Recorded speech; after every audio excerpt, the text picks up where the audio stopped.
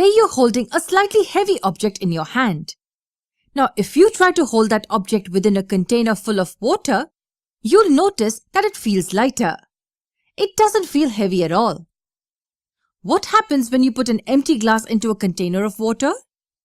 Of course, the glass fills up with water. So you're holding the glass of water inside the water which is in the container. And now, when you try to take the glass outside the water, what do you notice? Yes, the glass feels heavier when it's outside the fluid. And the same glass full of water felt light when it was placed inside the fluid. And that brings us to the concept of buoyancy. What happens when an object is placed inside a fluid? As we'd seen in the previous video, the fluid pressure increases with depth. Now, because the pressure increases as we go deeper, the force exerted upward due to the pressure will be more than the pressure exerted downwards due to the pressure. So the force exerted on the bottom of the object due to pressure will be more than the force exerted on the top.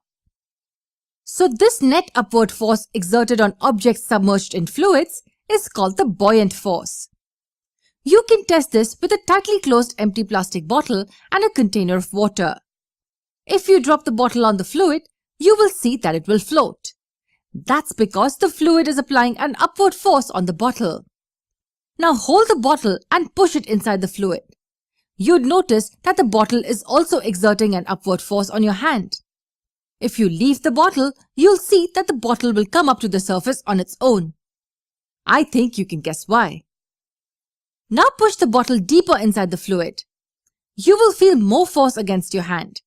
And when you release the bottle, it'll rush back to the surface. It'll come up faster than it came up in the previous case.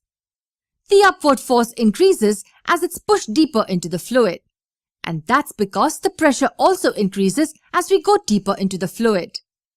This upward force exerted by the water on the bottle is known as upthrust or the buoyant force.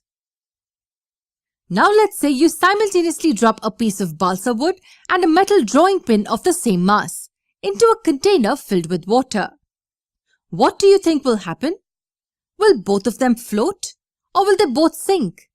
Or one stays afloat and one sinks? We will understand this example in the next video.